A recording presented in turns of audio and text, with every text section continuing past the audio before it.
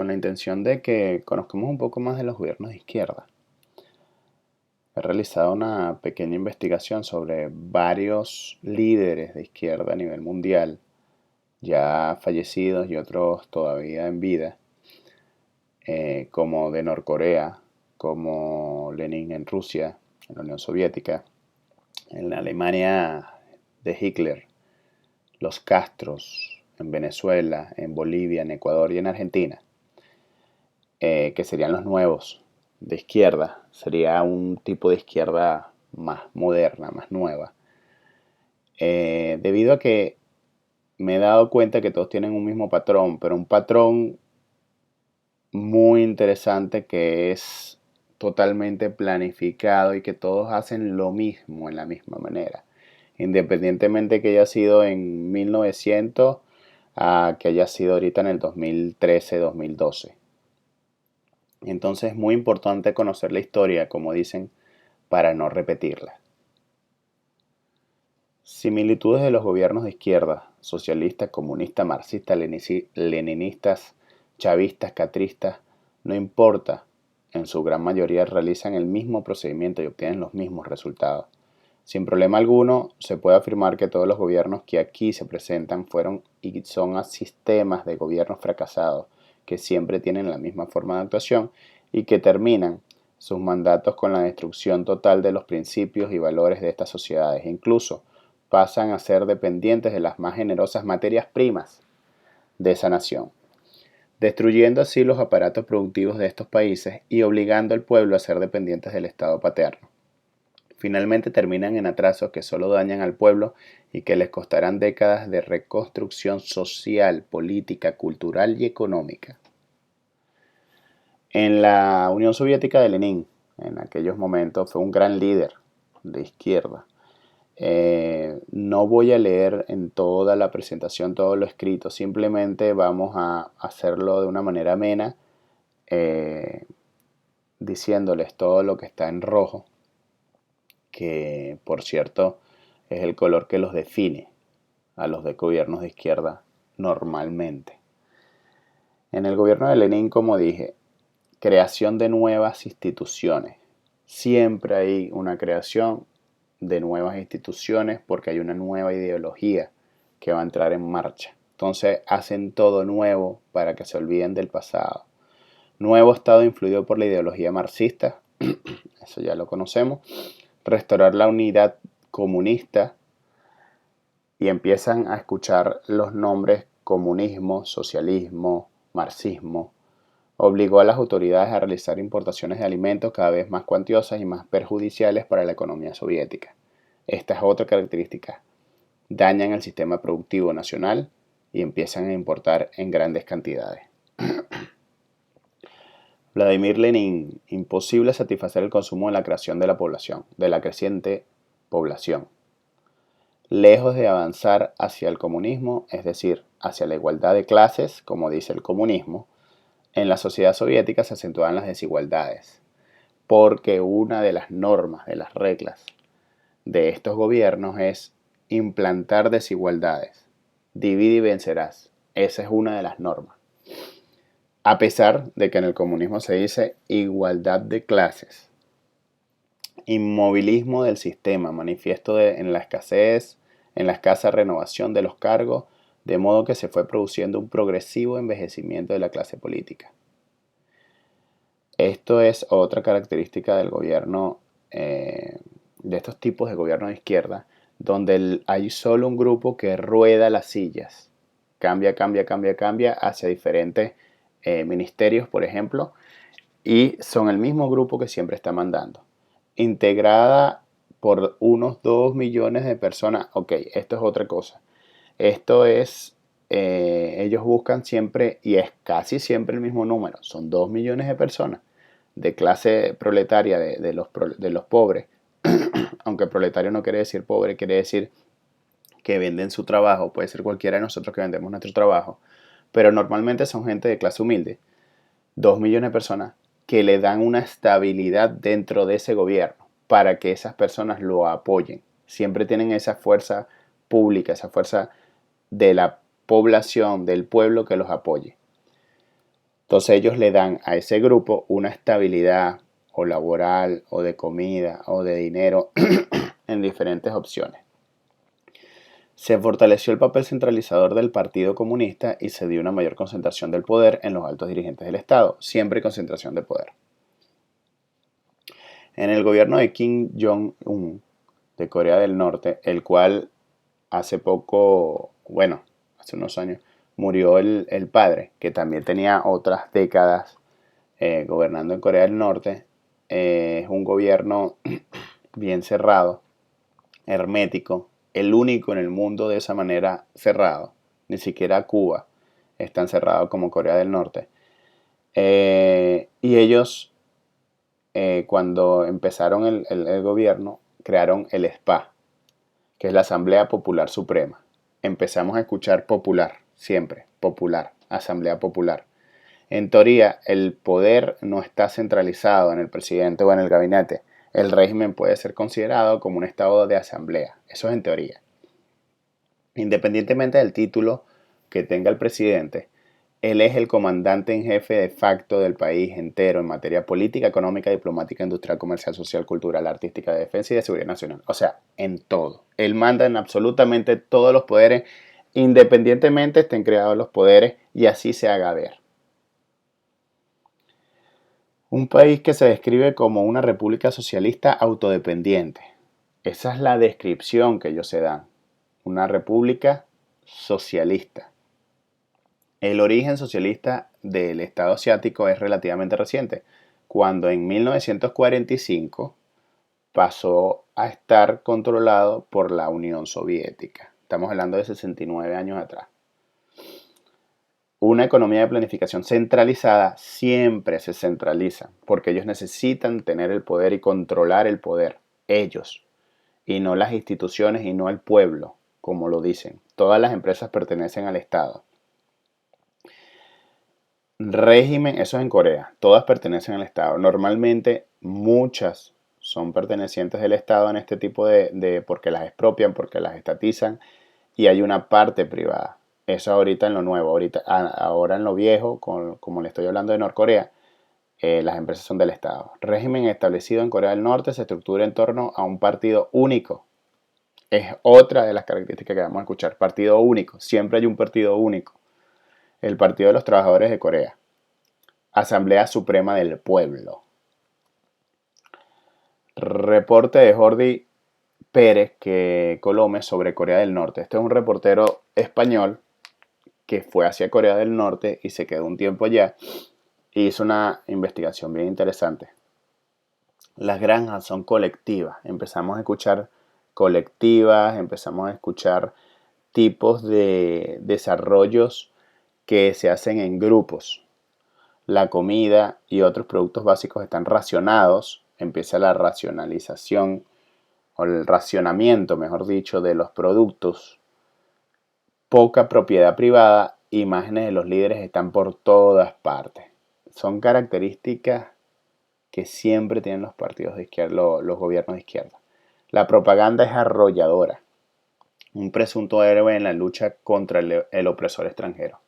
Siempre hay un opresor extranjero, siempre hay una posible guerra con el extranjero. Es una manera de lavarle el cerebro a la gente. Lo hacen repetitivamente para decir que están en guerra. Todos los coreanos deben llevar un pin con sus efigies. El marco no es normal, sino estamos hablando del marco del cuadro que tiene que tener cada uno de los norcoreanos en su casa, en las oficinas, en todos lados. No es un marco plano, que tú puedes ver el marco plano, no, es un marco que tiene en la parte superior un relieve y sale el marco de la pared y hace que esté inclinada la foto hacia las personas, cosa que hace ver que siempre te está viendo. Rozan el terreno religioso, el presidente eterno, le dicen. El primer Kim sigue siendo el presidente eterno. Otra característica, los hacen ver dioses. Sin ellos los coreanos no sabrían avanzar. Esto es un mensaje repetitivo que se hace en todos los gobiernos de izquierda, que sin ese tipo de gobierno ellos no podrán seguir adelante. Hitler, en el caso de Alemania, El gobierno de Hitler estuvo caracterizado fundamentalmente por tres particularidades. Control de la educación y los medios de comunicación. No quiero volverlo a decir, pero otra característica. Ellos controlan la educación y los medios en absoluto. Van progresivamente haciéndolo. Terror, generan miedo. Sin ellos no hay patria, sin ellos no hay nada, no hay desarrollo. Y además, si te metes conmigo, te pagarás las consecuencias. Racismo, generan desigualdad en la población. Se genera división en el país y empiezan los odios del pueblo contra pueblo. Y, y si no estás con ellos, estás en contra, estás en la oposición. Completa alineación de los jóvenes, utilizando el sistema educativo como una herramienta más del partido. Producción de material radical, los adoctrinaba políticamente. También se llevó a cabo una quema de libros, ok. En la parte de los jóvenes es un punto muy importante en los gobiernos. No solamente en los de izquierda, en los de derecha y en los de centro también. Porque son los jóvenes los próximos electores. Son los jóvenes los que no tienen miedo a caerse a piedra o a tiro. Y son los jóvenes los más sencillos de adoctrinar. Por eso, en la educación es muy importante para un gobierno de izquierda que se quiere perpetuar en el poder, adoctrinar a los jóvenes. También se llevó a cabo una quema de libros de autores de izquierda, judíos y otros no alemanes. Ellos cierran las brechas educativas, solamente dejan las brechas que ellos quieren que se estudien. ¿Okay? No quieren saber absolutamente nada de otras ni de desarrollos de otros países para que no se les subleven a ellos. Se enseñaba a los niños desde su infancia a ser duros y a sufrir la lucha por ser el más fuerte. Terror. La policía secreta, la SS, que sería destinada a identificar y eliminar a los enemigos del nacionalsocialismo, como también a hacer cumplir las políticas nazis. Persecución de comunistas, militantes de izquierdas y judíos que fueron sistemáticamente apresados, asesinados u obligados a pasar a la clandestinidad. Siempre hacen una sola policía y siempre tienen a su mando este tipo de fuerzas que investigan, que aterrorizan, que contraatacan a los opositores del gobierno. Generan presos políticos, etcétera, para generar terror y miedo. Racismo es la manera que hizo Hitler de dividir. Sin embargo, aunque no lo parezca, en otros países del siglo XXI también hay una especie de racismo. Si eres oposición o si eres del oficialismo. Son dos cosas distintas, como decir negro blanco, como decir el yin y el yang. O sea, son dos cosas totalmente distintas. Por eso generan racismo, división. Las características más fuertes del nazismo fue el racismo. Los judíos eran los proletarios agitadores, los financieros avaros y los grandes industriales que oprimían al pueblo alemán. Eran la prensa que difamaba a la nación y también los débiles y corruptos parlamentarios cómplices de los humillantes tratados de paz y de la debilidad de la nación. Y marginaban a los judíos. Ellos, para poder generar esa diferencia, crean todo un esquema, un abanico de información que ellos son los malos, que ellos son los que hacen las cosas malas, que ellos son los que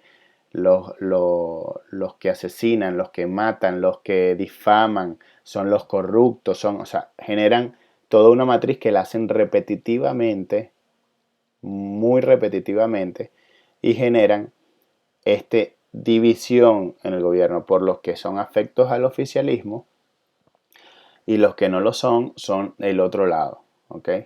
Por eso los persiguen, los dañan, les meten miedo y todos los que no estén con el oficialismo son malos y por lo tanto no van a obtener los beneficios del oficialismo. El gobierno cubano.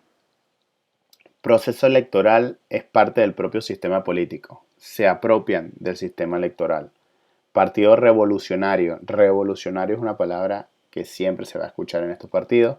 cubano como un partido único, otra vez partido único. Antecedentes y principios de este gobierno, que va a ser un poco largo porque es interesantísimo, porque es entre la vieja escuela y la nueva escuela. De hecho, exportaron el sistema de izquierda de ellos. Expresión de la voluntad de su pueblo, de lucha por la igualdad y la solidaridad, poder popular de la justicia social. Ellos siempre, es la voluntad del pueblo, es la igualdad y la solidaridad, y lo menos que hay es igualdad y mucho menos solidaridad. Siempre crean el poder popular para, y una justicia social que no sé dónde está. Siempre están camuflajeándose a través de sus próceres. Ellos siempre toman las palabras de los próceres, siempre están hablando de la historia para sentir que están siguiendo los ideales del país en aquellos momentos cuando estaban liberándose de fuerzas españolas o de los que los tenían reprimidos. Entonces, eso fue una guerra de aquel momento cuando los próceres fueron los que sacaron el país adelante. Ahora ellos son los próceres actuales. Eso es una característica de estos gobiernos de izquierda, sobre una guerra que no existe. El sistema democrático, le pongo acento, se sustenta en el sistema del gobierno del pueblo, por el pueblo y para el pueblo. Hablan de un sistema democrático. Pero ahora leamos. Es un Estado socialista de trabajador. Ahora es un Estado socialista. O sea, mezclan las dos formas de gobierno. De trabajadores independientes y soberanos. Organizado con todos y para el bien de todos. Como república unitaria y democrática. Para el disfrute de la libertad política, la justicia social, el bienestar individual, colectivo y la solidaridad humana. No existe. Eso es pura mentira, eso es puras palabras. Tránsito de la revolución democrática, popular al socialista. Esta es otra característica. Va a haber un tránsito. Según ellos, siempre va a haber un tránsito. En el caso de Cuba se tarda 30 años el tránsito. Y pasan de un tránsito democrático al socialismo. Y después del socialismo hay otro tránsito al comunismo. ¿Ok? Porque ellos y que van mejorando los sistemas. Declara oficialmente el carácter socialista del proceso y se afirma una conciencia política de las masas a favor de las transformaciones socialistas. Dicen que son las masas las que apoyan esto, pero no son así. Es la información que ellos siempre están repitiendo. El gobierno revolucionario provisional que se apoya en el ejército rebelde y en las masas revolucionarias. Es provisional el gobierno, pero duró 30 años esa parte de los 50 que tiene, de los más de 50. Segunda etapa. La primera etapa del 59 al 61. Segunda etapa del 61 al 79 años. Pequeña cantidad de los gobiernos normalmente tienen entre 4 y 6 años. Un gobierno normal a nivel mundial. Esta etapa de ellos tuvieron 9 años. Esta etapa se caracteriza por la inexistencia de órganos electivos del poder en los primeros años de construcción socialista, porque era una etapa de transición. Entonces no hubo ningún tipo de órgano. La tercera etapa del 76 al 90. Y aquí estamos hablando de 14 años. En los años 74 y 75 se realizó el experimento de instauración y funcionamiento de los nuevos órganos del poder popular. Se instalan nuevos órganos y se llaman otra vez poder popular. ¿Se acuerdan cuando escuchamos los anteriores gobiernos? Comienza a reflejarse en la realidad cubana la influencia de la perestroika y demás transformaciones similares que tenían lugar en los países socialistas. Esto ya es de la Unión Soviética, por allá. Es una etapa de aguda crisis económica provocada por el derrumbe del socialismo de la Europa del Este y el arrasamiento por parte de los Estados Unidos del bloqueo económico y comercial convertido en una guerra económica, política, psicológica e ideológica contra Cuba. Esta es otra de las características. ellos siempre se apoyan en un papá. Es decir, hay un país que los financia. En este caso, la Unión Soviética financió varios países a nivel mundial para que fueran de izquierda y sirvieran de apoyo para ellos también.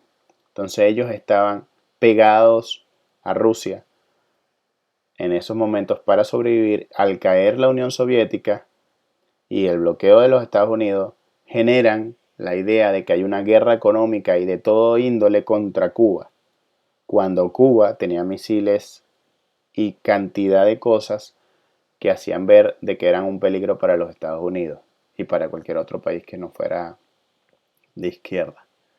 Entonces, independientemente de esos temas, hay una guerra económica supuesta en Cuba en el año 90. ¿Ok? El Partido Comunista celebrado en el 91 aprobó un grupo de resoluciones que crearían las condiciones para propiciar la ampliación del proceso de fortalecimiento de la democracia, del sistema político en su conjunto, lo que ha constituido la continuidad de una tradición política. ¿Ok? Se dice que hay una continuidad de la tradición política, pero ellos mismos lo crearon, resoluciones que crearían las condiciones para propiciar la ampliación del proceso de fortalecimiento de la democracia, pero ellos están en el socialismo. O sea, son cosas que totalmente, es un discurso contra lo que dice la Constitución. Es un discurso socialista, pero la Constitución dice democracia, ¿no? Son cosas totalmente opuestas. Perfeccionamiento del sistema político cubano en la década del 70. Así se proclamó la nueva Constitución de la República. Se estableció, ellos hacen una nueva Constitución. Normalmente cambian los órganos, cambian las constituciones, cambian las leyes, cambian absolutamente todo para poder hacer un cambio completo del sistema. Se estableció una nueva división político-administrativa del país y se crearon los órganos del poder popular, electivos a todos los niveles. Fortalecimiento del Partido Comunista, de las organizaciones de masas y la reestructuración del aparato del Estado. Se integró un sistema único de tribunales, imagínense, controlaban hasta a quién iban a meter preso y quién no. Se estructuraron los órganos de fiscalía y se promulgaron importantes leyes de procedimiento penal, civil, administrativo y el Código de Familia. Ellos decidían quién hacía las cosas bien y quién las hacía mal. Proceso de rectificación de errores. Esta es una etapa del gobierno cubano que dice que, ya lo voy a leer, comienza a darse cuenta de las insuficiencias y errores, algunos inherentes a los propios mecanismos internos que ellos mismos habían planteado de funcionamiento y otros derivados de la copia de elementos deformados del modelo eurosoviético, la Unión Soviética, tales como serios errores en política económica y laboral, alta y excesiva centralización, marcada tendencia a la absolutización de los métodos administrativos de dirección, el burocratismo, el descontrol, el formalismo en la actividad política e ideológica, el triunfalismo, la ausencia de análisis de objetos. Le hacen ver a la población de que cometieron errores, de que ellos estaban siguiendo un sistema que no era y que ahora van a rectificar. Pero resulta que rectifican, pasan años haciendo la rectificación y vuelven a lo mismo. Entonces ahora es etapa de la transición al socialismo en Cuba, en los años 80. Proceso de votación. Transparencia del acto electoral. Siempre dice que son transparentes, que ellos no hacen trampa de ninguna naturaleza. Es también el pueblo el que comprueba que las urnas estén vacías al momento de sellarse y son ellos los presentes para el momento del conteo. Existencia, eso es para darle veracidad, pero fíjense quiénes son los que cuidan las cajas. Existencia de un solo poder, que es el poder del pueblo. Existencia de un solo partido, de un sistema de órganos del poder popular. Estos órganos representativos son electivos y renovables. Es el pueblo, la ciudadanía, la que controla la actividad de los órganos. Los elegidos deben rendir cuenta de su gestión. Nunca rinden las cuentas. Y si las rinden, son las cuentas de ellos. Y todo supuestamente lo maneja el pueblo. Y no es así. El sistema político de Cuba ha sido el típico Estado socialista con una socialización, estatización, expropiaciones y en ocasiones cooperativización. Empezamos a escuchar cooperativas, estatización y, bueno, socialismo, que ya lo hemos escuchado. Se legitima permanentemente a través de un apoyo mayoritario del pueblo. Se relegitiman, se hacen reelecciones constantemente para decir de que son democráticos, pero siempre sacan grandes cantidades de apoyo popular. Pero ellos son los que cuidan las cajas, ellos son los que crearon las leyes, ellos son los que se pagan y se dan el vuelto. La actual Constitución de Cuba, reformada en el 2002, establece que Cuba es un Estado socialista de forma irrevocable, impidiendo cualquier modificación del régimen socioeconómico. No pueden volver a ir hacia atrás según esta Constitución. Deberían de reformarla.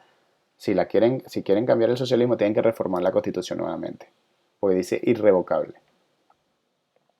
Aquí les coloco algunos artículos de la Constitución cubana, de manera de que vean cómo está desarrollada la misma.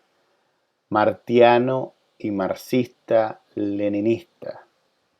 La construcción del socialismo y el avance hacia la sociedad comunista. Ahora no es el socialismo, ahora van a la comunista. La soberanía reside en el pueblo, según las normas fijadas por la Constitución y las leyes. Ellos todos se amparan en que están, así dicen las leyes. Claro, las leyes las cambiaron ellos, entonces todo lo hacen legal, porque ellos fueron los que cambiaron las leyes. Consejo de Defensa Nacional se constituye y prepara desde tiempos de paz para dirigir el país en las condiciones del estado de guerra. Siempre hay un estado de guerra, siempre va a haber una guerra, algo que crearon internacional que nos van a atacar. Imaginario, por supuesto. Garantías del sistema político cubano. El pueblo es el protagonista del principal del sistema. El pueblo ejerce el verdadero poder. No sé cuál es el verdadero poder en el pueblo, sobre todo en Cuba, donde no pueden elegir lo que comen, no pueden elegir comprar un vehículo, no pueden elegir tener internet, no pueden elegir absolutamente nada. La sociedad en su conjunto se incorpora de manera auténtica a la toma de decisiones. No toman decisiones. Pueden ejercer el derecho a intervenir en la dirección del Estado, seguro. Pueblo en la dirección y el control de la sociedad, esencia de toda democracia. Señores, ¿quién los entiende? Esencia de toda democracia. ¿Cuál democracia? Si están yendo para el socialismo y después se van para el comunismo, no entiendo cuál es la democracia. Ahora vamos con el gobierno de Argentina, y estos son ya gobiernos más del siglo XXI, que han sido financiados por alguien. Igual que el Cuba fue financiado por la Unión Soviética. Igual que los norcoreanos han sido financiados por la Unión Soviética y por China, los de Sudamérica también han sido apoyados por alguien. En el 2007 el presidente fue sucedido. Aquí hay dos presidentes, el que fue el esposo de la señora Fernández y ella. ¿Okay? El señor Fernández en su momento hizo cosas muy buenas en el kirchnerismo. Cuando llega la presidenta, empieza a haber toda una transformación hacia el socialismo, dando inicio a una nueva etapa muy diferente al kirchnerismo, marcado por conflictos con algunos sectores como el campo de la prensa y el sindicalismo. Empieza a introducir otra vez prensa y el sindicalismo, que son grupos de obreros organizados. El 54% de los votos gana la presidencia, además de obtener la mayoría en ambas cámaras del Congreso, característica principal de la nueva izquierda. Ganan con un 54%, que se parece mucho a lo que ganó Hugo Chávez Frías en Venezuela, y además toman el poder en el Congreso. Sociedad polarizada, división, siempre dividen. Si divides, ganarás. No tienen fuerza tus opositores. Ahora ya no se puede hablar de política porque genera peleas. Anteriormente en Argentina, lo que dicen, ellos podían ir a una parrillada y podían hablar de política tranquilamente. En esta parte se pelea, igual de lo que sucede en Venezuela, polarización de sociedad argentina.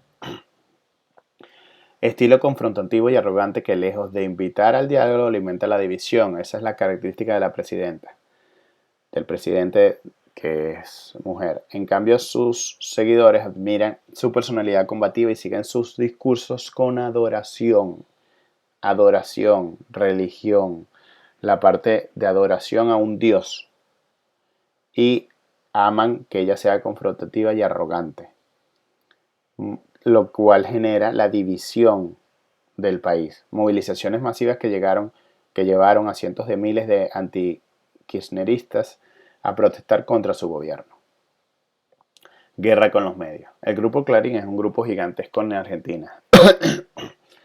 Pasó a convertirse a partir del 2008 en el enemigo número uno del gobierno. Oficialismo aprobó la ley de medios, la ley resorte en Venezuela, una legislación antimonopólica que redujo de 24 a 10 los servicios abiertos de radio y televisión en poder de un solo dueño y prohibió a una empresa propietaria de un canal abierto ser también proveedor del servicio de televisión por cable en la misma zona. Empiezas a coartar la libertad de expresión a aquellos que están en contra tuya y generas una ley para poder hacerlo. Pelea por el control del papel de prensa, la única productora de papel para periódicos del país que pertenece mayoritariamente a ese multimedio y al diario La Nación, y minoritariamente al Estado. Empiezan a ejercer control del papel de prensa para coartar la libertad de expresión. El kirchnerismo aprobó una polémica ley que declaró que es de interés público la fabricación y comercialización y distribución del papel de diario y reguló el funcionamiento del papel de prensa, igual que en Venezuela sucedió. En Venezuela no estaban dando los dólares para el papel de prensa y por lo tanto hubo periódicos que tuvieron que cerrar o disminuir en grandes cantidades su impresión. En el kirchnerismo hicieron una ley para declararlo así.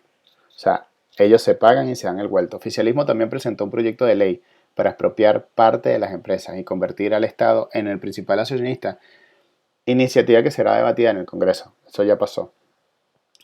Eso fue en el 2013. El oficialismo también se presentó un proyecto de ley para expropiar parte de las empresas. Empiezan a expropiar las empresas que no agradan al gobierno.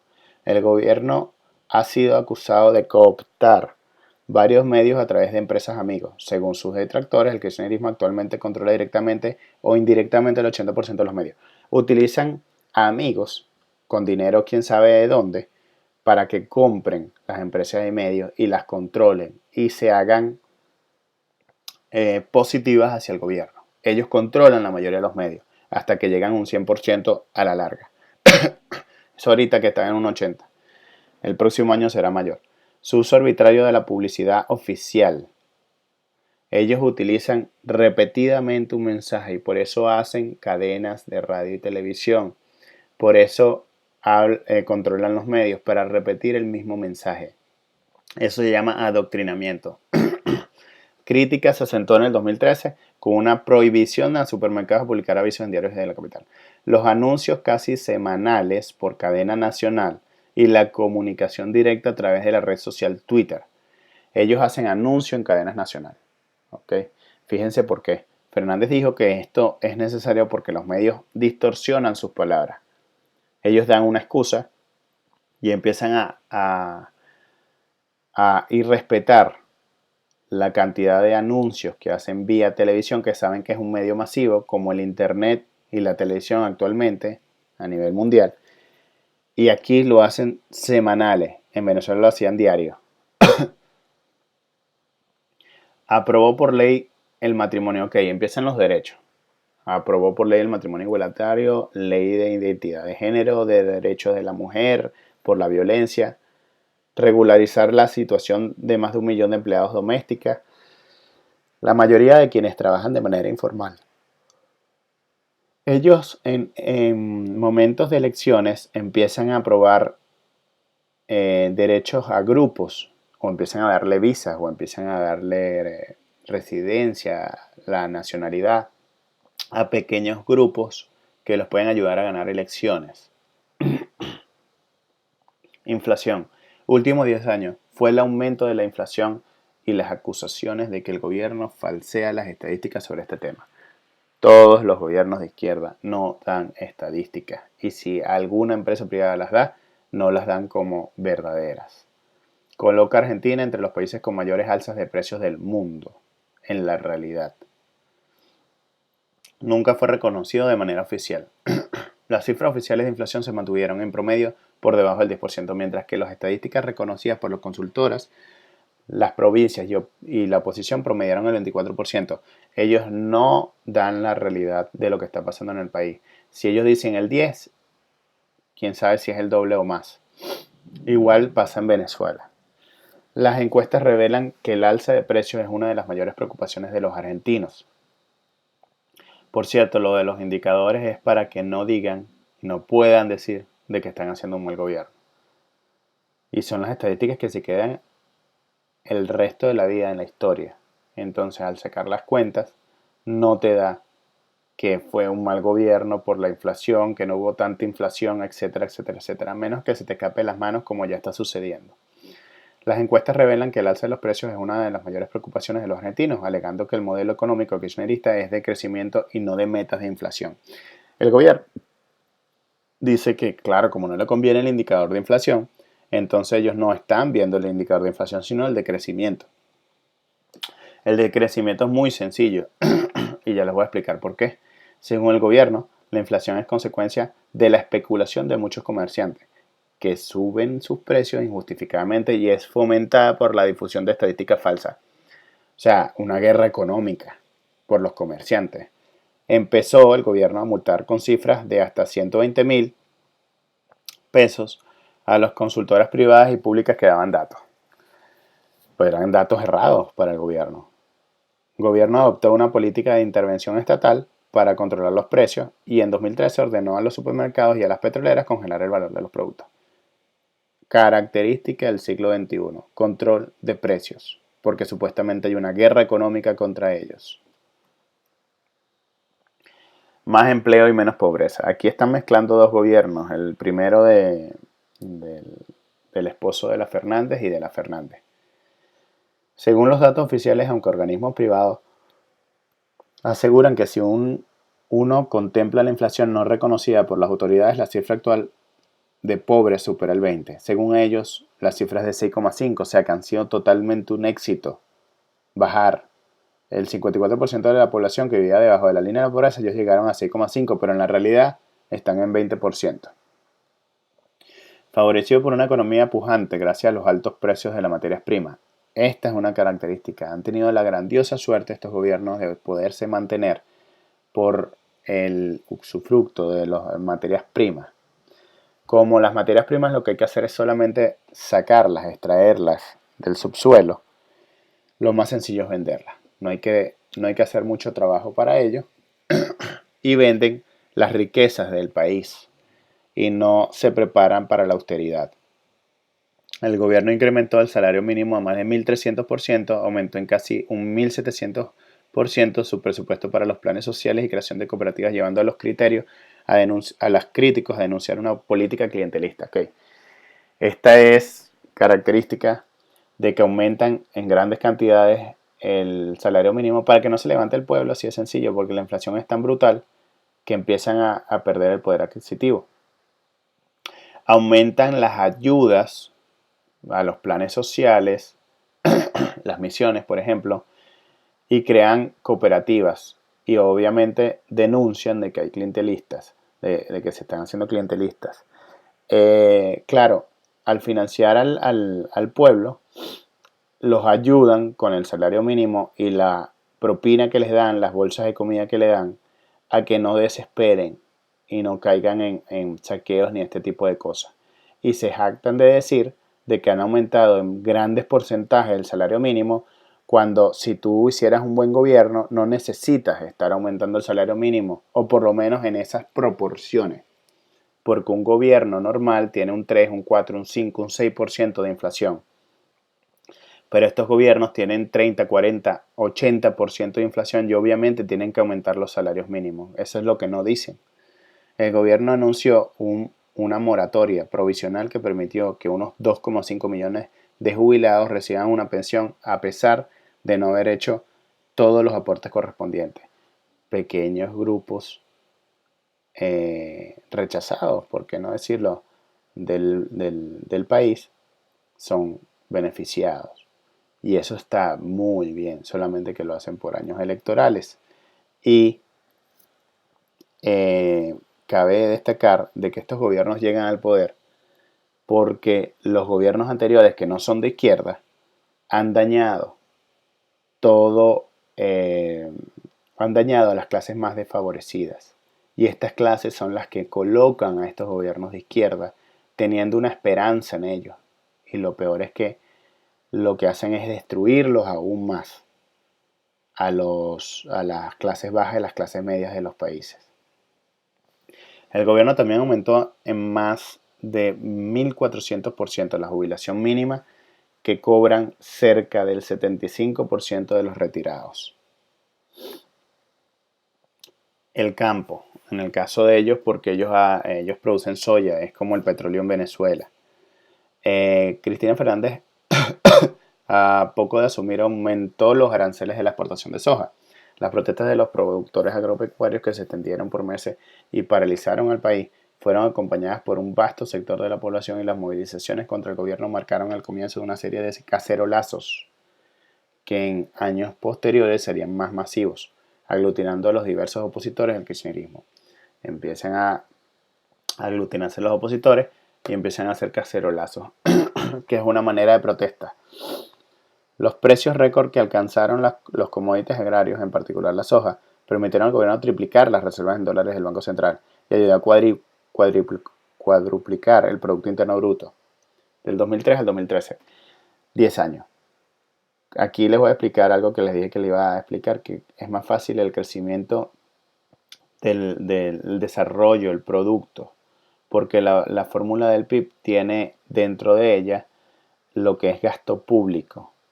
Al tú aumentar el gasto público, que en la fórmula, de mi punto de vista, hay un pequeño gap. Al tú aumentar el gasto público, haces que el Producto Interno Bruto aumente.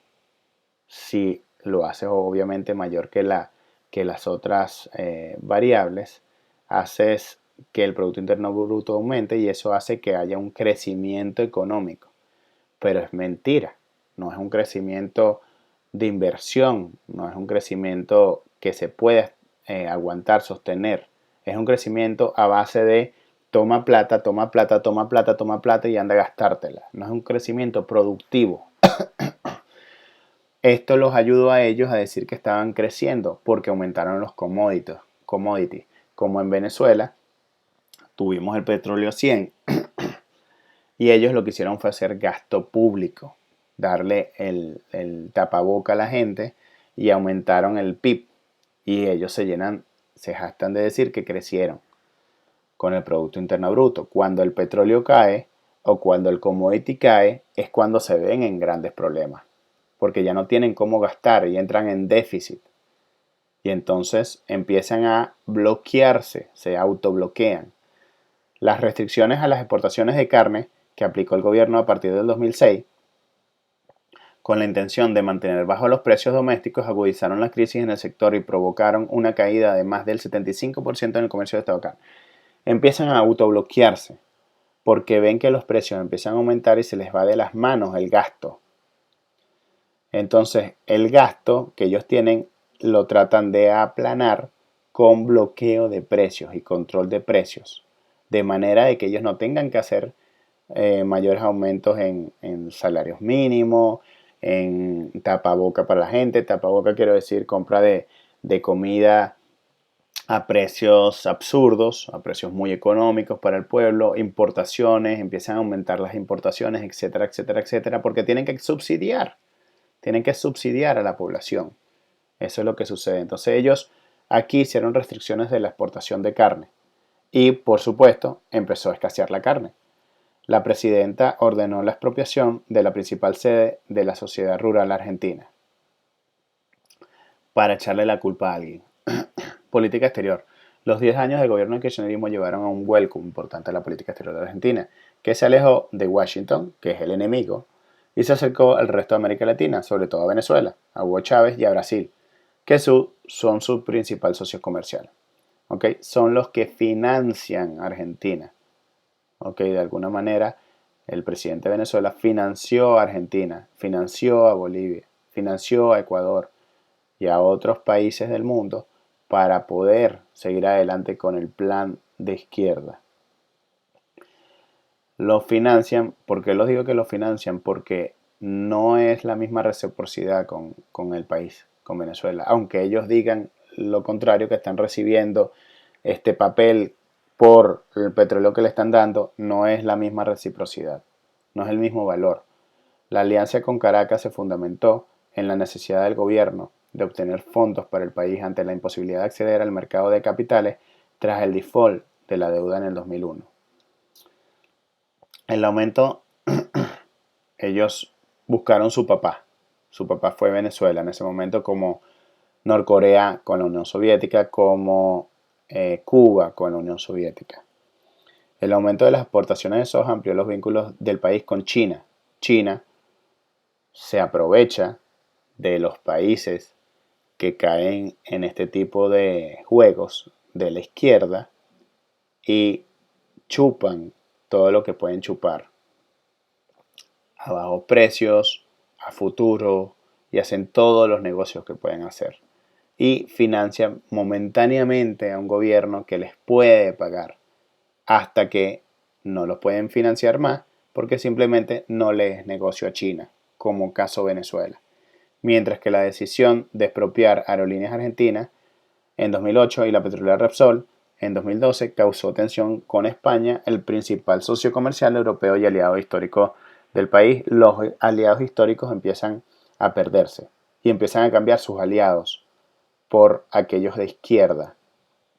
Expropian aerolíneas y expropian las principales industrias del país porque no les están dando la cantidad que ellos desean y que desean controlar todo el dinero para poder seguir gastando hasta que se acaba de firmar un acuerdo con Irán para investigar uno de los peores atentados de la historia.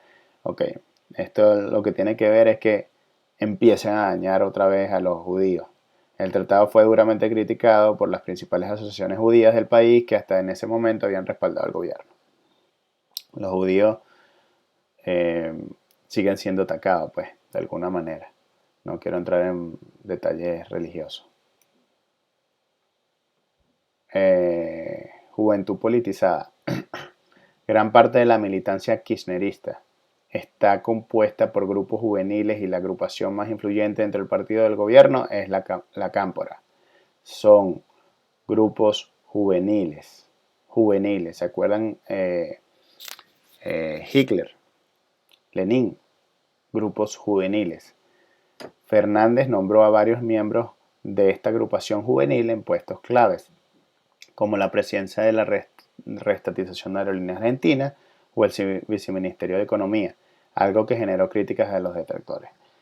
En el gobierno de Venezuela, en el gobierno de Bolivia, de Ecuador, también colocan a los jóvenes para que se representen ante ellos.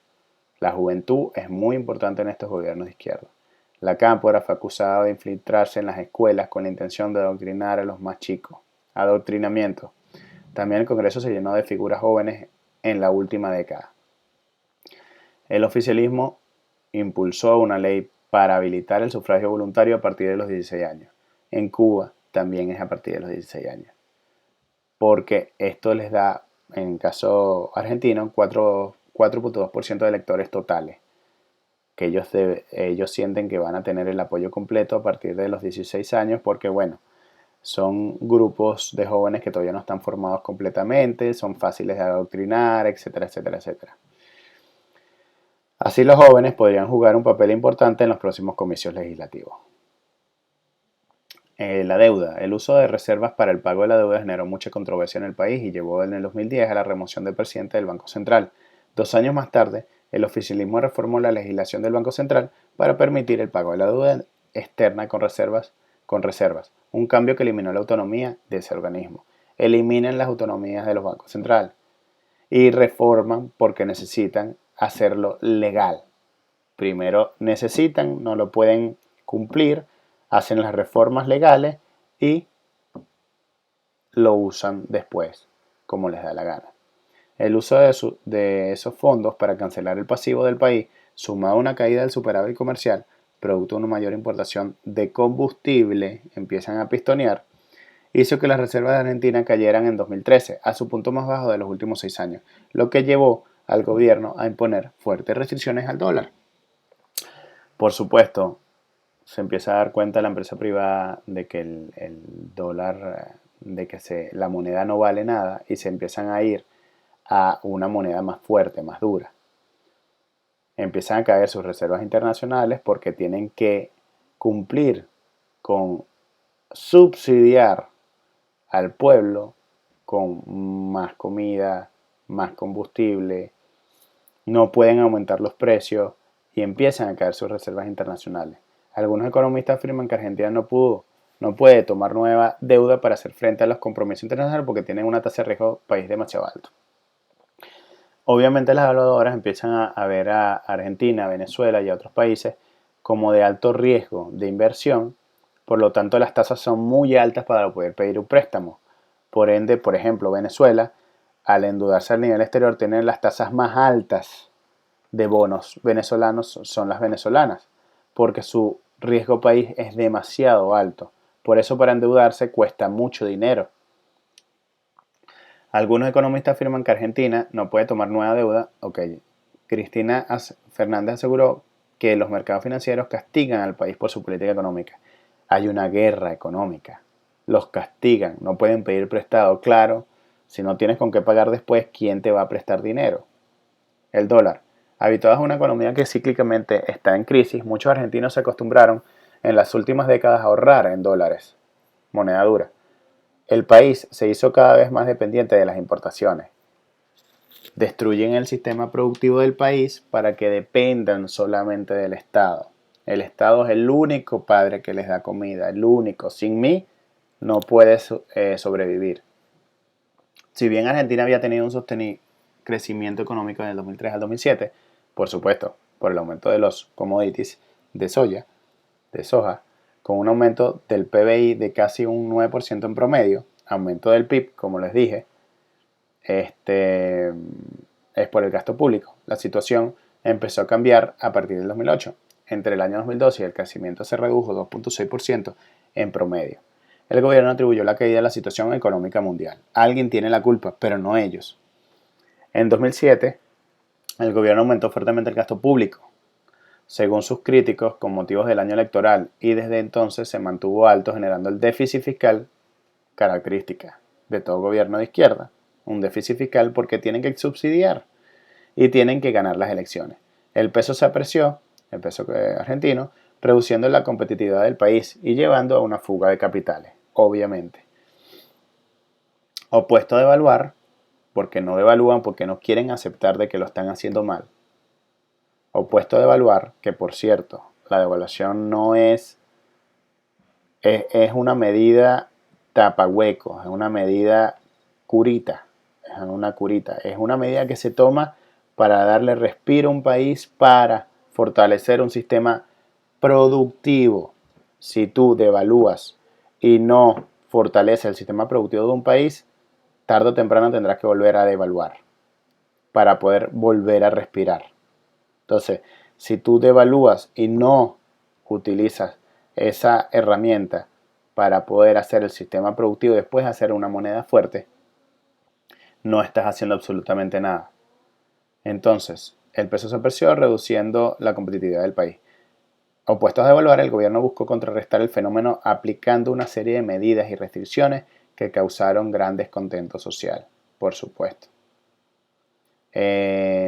Empiezan las restricciones, empiezan a no devaluar, empiezan a decir que tienen un sistema que no ha sido devaluado y utilizan otras formas que devalúan la moneda, pero no abiertamente. Hay algo que se llama el efecto multiplicador de la economía, y cuando empiezan a haber fugas de capitales porque las empresas privadas no creen y el pueblo no cree en el país, este efecto multiplicador se crea en otros países. Eso genera que no hayan nuevas inversiones en el país y no hayan nuevas empresas y no hayan nuevos desarrollos económicos, lo que empieza a ahorcar el país, aunque ellos mismos no lo creen, empieza a ahorcar el país. Este efecto multiplicador debe quedarse en un país siempre. Si este dinero se va a otro país, no existirá manera, dependiendo de las proporciones por supuesto, pero no existirá manera de desarrollar productivamente un país y de hacer fuerte una economía. El efecto multiplicador es muy importante en cualquier economía. Decidió expropiar la principal petrolera del país, que estaba en manos de la española Repsol. Fernández limitó drásticamente las importaciones, que entre 2003 y 2011 habían crecido en un 530%. Dependencia de las importaciones, porque no producen nada. De un día para otro, muchas industrias que dependían de insumos importados debieron buscar la manera de reemplazarlos y los argentinos dejaron de tener acceso a algunos productos a los que estaban habituados, entre ellos algunos medicamentos y aparatos tecnológicos. No aumentan las importaciones, pero a la vez las bloquean porque no pueden botar los dólares, no tienen ya dinero. Esta es una característica de que ya no tienen dinero. Y empiezan a escasear en el país repuestos, y empiezan las colas en los supermercados, y empiezan todas esas cosas. Restricciones a la compra de divisas y una prohibición a las empresas extranjeras a girar utilidades a sus países de origen. Por supuesto, se les están escapando la moneda y necesitan recuperarla. Y restricciones a la compra de divisas porque no tienen reservas con que aguantarla, no tienen producción. Limitaron severamente a los viajeros que vieron restringido su acceso a monedas extranjeras. Si bien las medidas lograron reducir la fuga de capitales, también alimentaron el mercado negro de divisas y generaron un aumento del dólar paralelo que duplicó el valor del dólar oficial. Todo mercado que se controla genera un mercado negro. El gobierno de Evo Morales, otro de izquierda financiado por Venezuela, lidera un proceso de cambio caracterizado por la fuerza política de su partido. Cabe destacar de que estos gobiernos han sido financiados por Venezuela económicamente, pero financiados ideológicamente por Cuba. Porque Cuba necesita el dinero de estos países para seguir sobreviviendo. Entonces ellos están vendiendo su ideología. Lidera un proceso de cambio caracterizado por la fuerza política de su partido y la indefinición de su proyecto de reforma estatal, que mezcla nacionalismo e indigenismo. Se aprovechan del nacionalismo que puede haber en la población. El movimiento al socialismo, otra vez socialismo, decretó la nacionalización de los hidrocarburos, empieza a expropiar. Las empresas que dan dinero. Definirá en la Asamblea Constituyente, cambia la Constitución, nuevo proyecto hegemónico. Las críticas por la ineficiencia en el manejo del aparato gubernamental y por los intentos de controlar la Asamblea Constituyente se sumaron los cuestionamientos a la capacidad de gestión política del movimiento del socialismo, más que se llama ya en donde Evo. Se inició una transformación del modelo neoliberal mediante la nacionalización de los hidrocarburos, referéndum vinculante, recuperación de la propiedad estatal de los recursos, recuperación de la propiedad estatal. Eso es expropiación, estatización. Transición a una nueva forma estatal. Transición, o escuchamos la palabra nuevamente. Proyecto de homogenización cultural y mutación de las pautas de participación y representación político-institucional. De esperanza para extensos sectores de la población. El objetivo gubernamental de impulsar un modelo de desarrollo industrial en el marco de denominado proceso de cambio. Otra vez un proceso de cambio. ¿Se acuerdan de Cuba, de Venezuela, de Argentina? Proceso de cambio. Cada sector que se movilizó en búsqueda de sus reclamos pidió la intervención del presidente en vez de que lo hicieran sus ministros. Esto funciona así. El presidente, cuando las cosas se hacen mal y el pueblo se queja, le echa la culpa a los concejales, después le echa la culpa a los alcaldes, después le echa la culpa a los gobernadores. Y esto es todo un proceso de años. Después le empieza a echar la culpa a los ministros. Y cuando ya no puede echarle la culpa a más nadie, él mismo dice que va a resolver los problemas. Entonces la gente va directamente al presidente porque sabe que es el que toma las decisiones. Ya después se les enreda el papagayo porque cuando ven que el presidente no resuelve, empiezan grandes problemas. En el gobierno de Rafael Correa, ya estamos Bolivia-Ecuador, busca avanzar en el socialismo del siglo XXI, nombrado por Hugo Chávez así, y ampliar aún más los poderes estatales. Ayuda los poderes estatales, centralización. Ayudas a los pobres, acuérdense, el gobierno de Correa duplicó las ayudas contenidas en el denominado bono de desarrollo, destinadas a 1.9 millones de personas. ¿Se acuerdan el número? 2 millones de personas. 2 millones de personas que ayudó el gobierno para tenerlos ahí con votaciones. Bueno, ahí está. El bollo de pan, bono de desarrollo. Mordaza de la prensa. Su persecución a los medios privados críticos. Empieza en control de los medios. Explotación amazónica. Esta es una característica fuerte de aquellos países que tienen grandes materias primas y empiezan a explotar indiscriminadamente estas materias primas para poder hacer dinero. Y hay corrupción fuertemente en ese tema. Impuestos y gastos. Los empresarios y gran parte de la ciudadanía están molestos por los impuestos a la importación que han provocado un aumento de los costos de vida. Empiezan a aumentar los precios. La característica de un gobierno de izquierda del socialismo es la supremacía de ser humano sobre el capital. Estábamos oprimidos por el capital. Estas son unas declaraciones que dio Rafael Correa. Entonces, fíjense el adoctrinamiento, la característica de un gobierno de izquierda del socialismo es la supremacía del ser humano, o sea, la mejora del ser humano sobre el capital. El dinero no lo es todo, y es verdad, pero no de la manera que ellos lo ven. Estábamos oprimidos por el capital. Hay explotadores que los estábamos controlando con un gobierno que ahora es popular, es por el pueblo, para el pueblo y por el pueblo, y que está de parte de la clase trabajadora. Estoy con los pobres de esta nación. La pobreza o la gente de clase baja o el pueblo de clase baja es la mayoría en todos los países de la América. Característica del gobierno de Hugo Chávez. No voy a darles toda una información completa del gobierno de Chávez porque, bueno, muchos de los que van a escuchar esta investigación lo conocen, pero es las mismas características que he dicho desde Lenin hasta ahorita.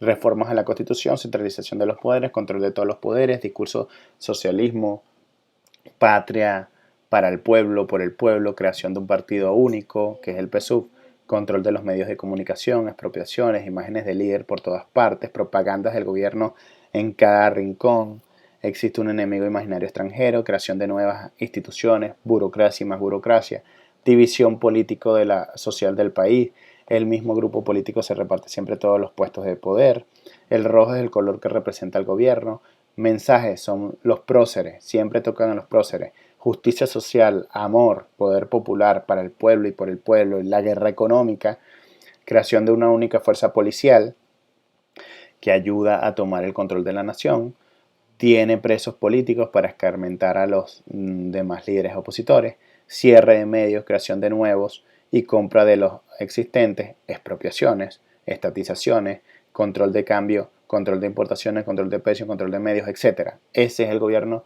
que ha habido en Venezuela. Además de que, como bien saben, todos estos gobiernos de izquierda han traído mucha cantidad de muertos al país, porque hay un descontrol de la delincuencia. Hablemos en la Unión Soviética, hablemos de Hitler ni se diga, hablemos de Fidel Castro ni se diga, hablemos del caso de Venezuela ni se diga. La delincuencia es absoluta y no solo la delincuencia de los delincuentes, valga la redundancia, la delincuencia del gobierno. Terminando, aquí les dejo características de los gobiernos comunistas, socialistas, leninistas, marxistas, como lo quieran llamar. Son todas las mismas características, por eso yo les hice un cuadro que da las características de los mismos. Si en algún momento quieren leer un resumen, aquí lo tienen. También les coloqué algo sobre Federico Engel, que fueron los padres, los ideólogos del comunismo y del socialismo, por decirlo de alguna manera, del comunismo. Hablan del proletario, hablan de las clases sociales, hablan de todo esto. Aquí está Carlos Marx. Distinción de clases, idealismo dialéctico, etc. No voy a entrar en detalles ideológicos. Aquí está parte de la bibliografía utilizada. Digo parte porque no fue todo, no me cabía tanta información. Muchas gracias por escuchar esta presentación. Espero que les haya aclarado muchísimo. Disculpen los comentarios extras que se hizo, pero es inevitable. Les dejo mi Twitter si desean comunicarse conmigo, @iconcárdenas. Conozcamos nuestra historia para no repetir los errores del pasado. Muchas gracias.